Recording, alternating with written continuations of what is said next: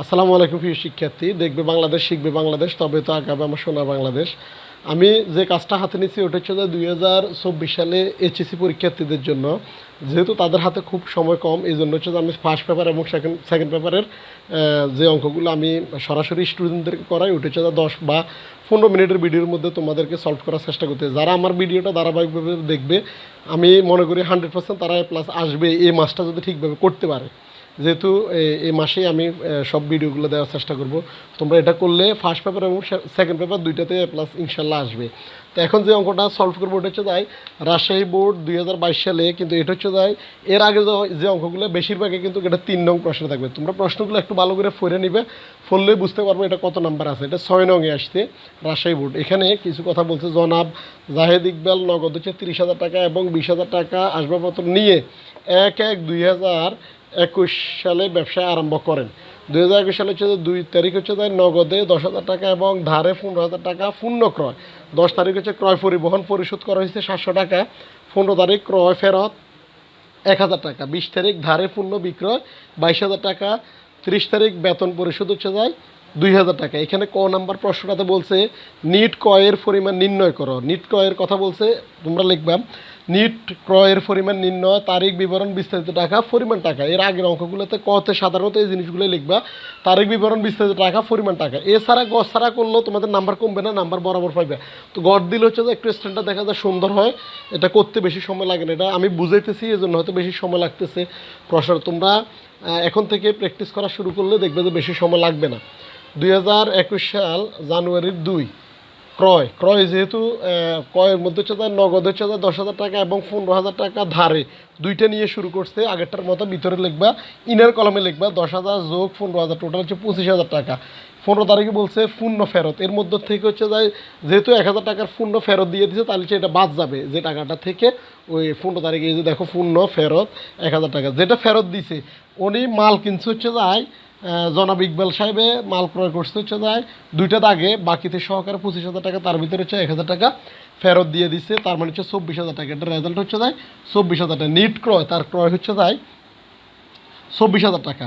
খ নাম্বার প্রশ্নটাতে বলছে দেখো জানুয়ারি মাসের 2 তারিখ, 10 তারিখ, 20 তারিখ ও 30 তারিখের লেনদেনগুলো জাবেদা দাখিলে। এই যখন বলবে জাবেদা দাখিলে, ওটা বুঝবে যে সাধারণ জাবেদা। সাধারণ জাবেদা আমরা সবাই জানি গড় হচ্ছে যে 5টা।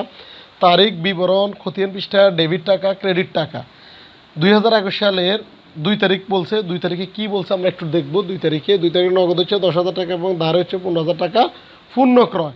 তাহলে ক্রয় হিসাব ডেবিট, নগদান হিসাব ক্রেডিট, প্রদেয় হিসাব ক্রেডিট। ক্রেডিট সাইডের এন্ট্রিগুলো একটু বাম দিক থেকে ডান দিকে একটু সাইপে লিখবে। ক্রেডিটের ডেবিটেরটা হচ্ছে বাম দিকে সাফি লিখবে। তাহলে হচ্ছে ডেবিট হচ্ছে ক্রয় হিসাব ডেবিট, নগদান হিসাব ক্রেডিট, আর প্রদেয় হিসাব ক্রেডিট। তাহলে নগদে উনি কত টাকার পণ্য ক্রয় করছে? নগদ হচ্ছে যায় নগদ টোটাল টাকাটা ক্রয়ের মধ্যে আসবে, টোটাল ক্রয়। আর নগদ হচ্ছে যায় 10,000, বাকিটা হচ্ছে প্রদেয় মানে বাকি, ওটা বাকি রয়েছে, ওইটা হচ্ছে 15,000 টাকা। টোটাল টাকা ক্রয় করছে হচ্ছে যে 25,000, তার ভিতরে নগদ হচ্ছে যায় 10,000, আর বাকিতে প্রদেয় হচ্ছে যায় 15,000 টাকা। তোমরা যেহেতু এখানে তারা কোনো কিছু লেখে নাই, যদি বলতো যে কারণ দেওয়ার দরকার নেই বা কারণের প্রয়োজন নাই, তখন আমরা কারণ লিখবো না। যেহেতু এখানে ওইরকম কোনো কথা বলে নাই, তখন আমরা লিখবো তৈরি করো, কথাটা বলছে এই জন্য আমরা লিখবো কারণটা। জাস্ট এটা একটু বানায় লিখে দিবে, নগদে বাকিতে পূর্ণ ক্রয় করা হলো, এটা লিখলে হইল নগদে ও বাকিতে পূর্ণ ক্রয় করা হলো। এরপর প্রশ্নটা হচ্ছে যায় বলছে 10 তারিখ। 10 তারিখটা আমরা একটু দেখবো। 10 তারিখ হচ্ছে ক্রয় পরিবহন পরিশোধ করা হলো 700 টাকা 10 তারিখ।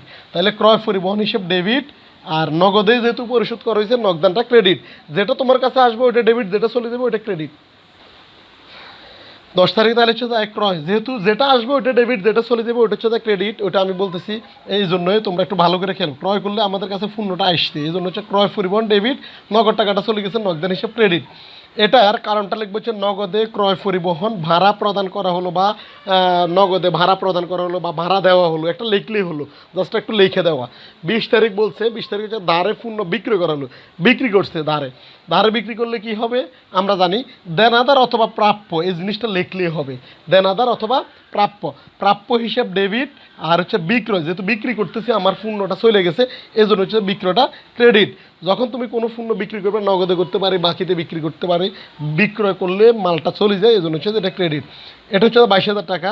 ধারে পণ্য বিক্রয় করা হলো অথবা বিক্রয় করা হলো, এই জিনিসটা লিখলেও হবে। 30 তারিখে বলছে যে বেতন পরিশোধ করা হলো 2,000 টাকা। আমরা এটা যাবে হচ্ছে যে বেতন তো আমরা যাকে তাকে দিই না, যে আমাদের কাজ করে তাকেই আমরা বেতন দিই। তো বেতন হিসেব ডেবিট আর হচ্ছে নগদান হিসেব ক্রেডিট, নগদে বেতনটা পরিশোধ করা হলো, এটা নগদে বেতন প্রদান করা হলো বা নগদে বেতন দেওয়া হলো। এরপর হচ্ছে আমি ঘ নাম্বারটা করতেছি ক আর খ, এখানে সলভ করলাম। তোমরা একটু ভিডিওটা একটু না টেনে একবারে সিরিয়ালে দেখবা, আশা করি তোমরা এদিক সেদিক দৌড়াদৌড়ি করা লাগবে না। বাসায় বসিয়ে তোমাদের রাস্তায় যাইতে যে যাতায়াত সময়টা, তারপরে প্রাইভেটের যে টাকাটা, ওইটা টোটালি লাগবে না, সেভ হয়ে যাবে। এগুলো হচ্ছে যে তোমরা শুধু ধারাবাহিকভাবে আমার ভিডিওগুলো দেখে যাবে।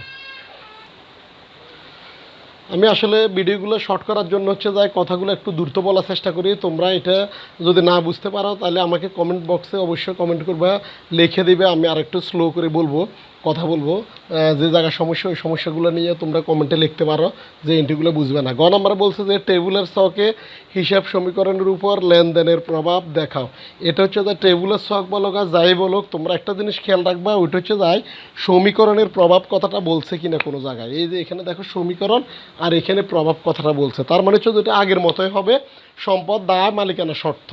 আমরা লিখবো বিবরণী ছকে হিসাব সমীকরণের প্রভাব, এরপর লিখবো তারিখ, সম্পদ, দায়, মালিকানা, শর্ত। অন্যগুলো দেওয়ার দরকার না, আমি একবারে যেটা শর্টকাট নিয়ম ওই নিয়মটা করার চেষ্টা করতেছি, যাতে তোমরা অল্প সময়ে ভালো নাম্বার পাইতে পারো। এটাতে ঘতে বরাবর নাম্বারে পাইবে তোমরা সাইডে সাইডে, এখানে কমার কোনো অপশান নাই। অনেকে হয়তো চিন্তা করবে যে উদ্বৃত্ত, তারপরে যে সমান ওইটা দিচ্ছে না কেন, তারপরে যে লাস্টে যে মন্তব্য, কিচ্ছু দেওয়ার দরকার নেই। তোমরা জাস্ট এটাই দিয়ে আসবে, দেখবে যে পুরো 10-এ 10 পাইবে, এভাবে সুন্দরভাবে দিয়ে আসলে। তাহলে আমরা লিখবো 2021 সালে জানুয়ারি মাসের 1 তারিখে বলছে আমাদেরকে কি, এখানে লেখা আছে যে 30,000 টাকা নগদে এবং 20,000 টাকা আর আসবাবপত্র নিয়ে ব্যবসা শুরু। তাহলে আমরা লিখবো নগদের করে, যেহেতু এখানে বৃদ্ধি পেয়েছে, নগদের করে 30,000 টাকা দেবো, আসবাবপত্র করে 20,000 টাকা, এই প্রদের ঘরটা খালি থাকবে। টোটাল দুইটা মিল হচ্ছে 50,000 টাকা মূলধন হিসাবে বৃদ্ধি পেয়েছে। এরপর আমরা 2 তারিখে লিখবো, 2 তারিখে কী বলছে, এখানে দেখবো নগদে 10,000 টাকা এবং ধারে 15,000 টাকা পূর্ণ ক্রয়। যেহেতু এই কথাটা বলছে নগদে আর হচ্ছে যায় ধারে, পূর্ণ ক্রয় করলে আমরা আগে বলছি যে নগদ টাকা কমবে, যেহেতু ক্রয় করছি আমার থেকে টাকা কমে গেছে, 10,000 টাকা কমবে। আর প্রদেয় যেহেতু বলছে বাকিতে ক্রয়, ওইটা হচ্ছে যায় প্রদেয়, মানে কি, প্রদেয় মানে হচ্ছে যায় পাওনাদারের পরিমাণ বাড়বে, পাওনাদারের পরিমাণ 15,000 টাকা বাড়বে, বৃদ্ধি পেয়েছে, এই জন্য এটা ব্র্যাকেটও হয় নাই, নগদ টাকা কমছে, এটা ব্র্যাকেট হয়েছে। দুইটা মিলেই হচ্ছে যায় মালিকানা শর্ত কমবে, মানে মূলধনটা কমবে, 2টা টাকা বাকি বলক আর হচ্ছে নগদ, দুইটাই তো এখানেও কমলো, যেহেতু পাওনাদারের পরিমাণ বাড়লো ওইটাও কমবে, এই জন্য 25,000 টাকা ব্র্যাকেটের মধ্যে আসছে। পরবর্তী প্রশ্নটা হচ্ছে যায় 10 তারিখ। 10 তারিখ বলছে ক্রয় পরিবহন পরিশোধ করা হলো 700 টাকা। 10 তারিখ দেখো নগদে কমবে আর মালিকানা শর্ত মূলধনে কমবে, দুইটাই হ্রাস পেয়েছে। এখানে নগদ টাকা কমবে, মালিকানা শর্ত হ্রাস পাবে, যেহেতু পরিবহন পরিশোধ করা হলো। 15 তারিখ বলছে হচ্ছে যায় ক্রয় ফেরত 1,000 টাকা। এই যে দেখো এই জায়গাগুলো গ্যাপ থাকবে, যেহেতু ক্রয় ফেরতের যে টাকাটা হচ্ছে যায় আমরা যেহেতু বাকিতে ক্রয় করছি, ওইখানে 15,000 টাকা থেকে 1,000 টাকা মাইনাস হবে, আর এখানে মূলধনের মধ্যে হচ্ছে যায় বৃদ্ধি পাবে। পরবর্তী প্রশ্নটা হচ্ছে 22 তারিখ, 22 তারিখটা এখানে 20 তারিখ, আমি একটু ভুল করে ফেলছি, এটা 20 তারিখ হবে। দ্বারে পণ্য বিক্রয় 22,000 টাকা। দ্বারে পণ্য বিক্রয় হচ্ছে যায়, যেহেতু বলছে 22,000 টাকা, এটা হচ্ছে যায় প্রাপ্যর ঘরে। প্রাপ্য মানে কি, দেনাদার বৃদ্ধি পাইছে 22,000 টাকা, আর মালিকানা শর্ত বৃদ্ধি পেয়েছে ওইটা। দ্বারে পণ্য বিক্রয় করলে আমাদের টাকা বাড়ে এবং মালিকানা শর্ত দুইটাই বাড়ে, এই জন্য এটা হচ্ছে যায় বৃদ্ধি পেয়েছে এই দুইটা। পরবর্তীটা সর্বশেষ যেটা, এটা হচ্ছে বেতন পরিশোধ করা হলো 2,000 টাকা। বেতন দিলে আমাদের নগদ টাকা কমবে, মালিকানা শর্ত কমবে, কারণ বেতন না দিলে হচ্ছে আমাদের টাকাটা বাড়তো। এখন আমরা যে কাজটা করব, যেহেতু এটা কোনো ব্র্যাকেট নয়, 30,000 টাকা থেকে 10,000 টাকা গেলে আর থাকবে 20,000, এরপর 700 টাকা মাইনাস 2,000 টাকা মাইনাস করার পর হচ্ছে 17,300 টাকা। ওইটা তোমরা পেন্সিল দিয়ে করে এরেজার দিয়ে এটা মুছে ফেলবা এবং এইটাকে একটা বক্সের মধ্যে রাখবা, এটাকে একটা বক্সের মধ্যে, দায় এবং মালিকানা সত্তর একটা বক্সে রাখবা, সম্পদের একটা সাইডে রাখবে, দুইটা সাইডের রেজাল্ট কিন্তু সেম হবে। এখন এখানে পাইছি 17,300, এদিকে একটা এন্ট্রি ছিল। আমি একবার সহজ পদ্ধতি যেটা এটা করা আছে বইয়ের মধ্যে, তোমরা গেলে দেখবে যে পুরো মাথা নষ্ট হয়ে যাব। এই পদ্ধতিটা যদি 2 দিন করো, বেশি না 2 দিন যদি করো, তোমরা অন্তত 3 নং এবং 5, 6, 7 নং যেই নঙে আসুক না কেন, এখান থেকে 2টা অঙ্ক তোমরা দিতে পারবে ইজি, অনায়াসে। 2024-এর জন্য হচ্ছে খুব ইজি। আর এমনি প্রত্যেক বছর যারা ফার্স্ট ইয়ার থাকবা বা সেকেন্ড ইয়ার যারা করবো অন্য বছর এটা একটা অঙ্ক থাকবেই, এটা খুব সিরিয়াসলি করবা তোমরা।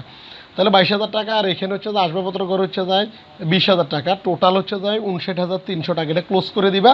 এইদিকে প্রদেয়ের দিকে হচ্ছে 15,000 থেকে 1,000 গেলে আর থাকে 14,000 টাকা, আর এখানে 50 থেকে 25 যাবে, 700 যাইব, আর 1,000 টাকা অ্যাড হবে, 22,000 টাকা অ্যাড হবে, 2,000 টাকা বিয়োগ করব, করার পরে টোটাল আমাদের কাছে আসছে হচ্ছে 45,300, এই দুইটা যোগ করার পরে পাইছি 59,300।